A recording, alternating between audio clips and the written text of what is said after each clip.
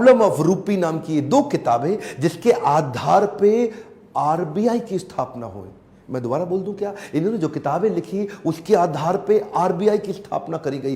Can you imagine, Bharat के सबसे निचले पायदान से आया एक यंग लड़का जिसकी कोई मदद करने वाला नहीं, आज उसकी बुद्धि पे आधारित हमारे कॉन्स्टिट्यूशन की स्थापना भी की जाएगी। इनकी ज्ञान, बुद्धि और कौशल का लोहा इंडियन लीडर्स और ब्रिटिश लीडर्स दोनों मानते थे। 1947 में भारत आजाद हुआ और गांधी जी के पास नेहरू अपनी पूरी कैबिनेट की लिस्ट लेकर के आए। जब नेहरू, जो कि स्वतंत्र भारत के पहले प्रधानमंत्री होने थे, पूरी कैबिनेट की लिस्ट लेके पहुंचे और बताया कि देखो इनको मैं तो तभी गांधी ने पूछा इसके अंदर बाबा साहब अंबेडकर का नाम कहां है। और वहीं थोड़ी उनकी बहस हुई और गांधी ने बोला कि नेहरू, ये तुम्हारी कैबिनेट नहीं है, ये आजाद भारत की कैबिनेट है। तभी उनको कानून मंत्री के रूप में लिया गया और न केवल कानून मंत्री बल्कि तुरंत जो ड्राफ्टिंग कमेटी थी इंडियन कॉन्स्टिट्यूशन की, उसका चेयरमैन भी बना दिया गया। इनकी इंटेलिजेंस के आगे कोई कुछ बोल नहीं सकता था। जो इनसे सहमत थे, असहमत थे, दोनों जानते थे कि इस आदमी में बुद्धि बहुत है। बहरहाल मन तो है कि मैं घंटों तक इनके विषय में बात करूं, एक्चुअली मन भरता नहीं है इनके विषय में बात करते हुए।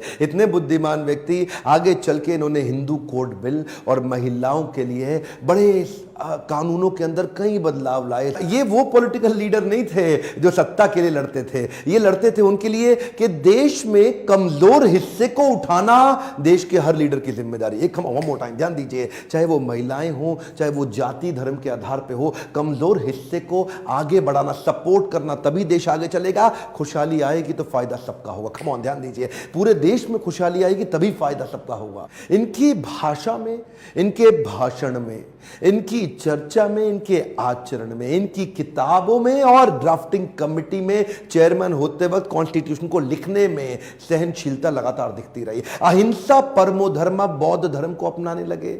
आत्मवत् सर्वभूतेषु, भागवत में बताया गया है कि बौद्ध धर्म में आत्मवत् सर्वभूतेषु, सभी जीवात्माओं को अपनी तरह देखना चाहिए। ये जो समान दृष्टि देने का उन्होंने प्रयास किया, ये उसके बाद ये बौद्ध धर्म को स्वीकार करने चले गए। आखिरी तक काम प्रेम से करते रहे, किसी से लड़ाई नहीं लड़ी। आपके लिए क्या मैसेज है इसमें? एक मैसेज लेके जाइए, education is the tool.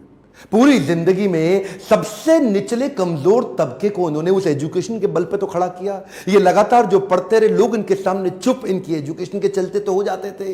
Colombia university, आगे चल के इनको number 1 scholar in the world की उपाधि से नवाजा गया। देश ने इनको भारत रत्न दिया। एक बात समझ लीजिए, इनके बराबर लीडर पृथ्वी में गिनती की होते हैं, परसेंटेज में नहीं होते। लर्निंग क्या है? Education is the tool. Entertainment के तो बहुत चैनल होंगे यूट्यूब पे, पर मैंने एजुकेशन का चैनल बना है, कोई एंटरटेनमेंट नहीं है इधर। और देश को भीमराव रामजी अंबेडकर के विषय में एजुकेट करना, उनके संघर्ष के बारे में बताना मेरी आपकी पूरे देश की जिम्मेदारी है। बताइए तो सही लोगों को कैसे संघर्ष से उठ के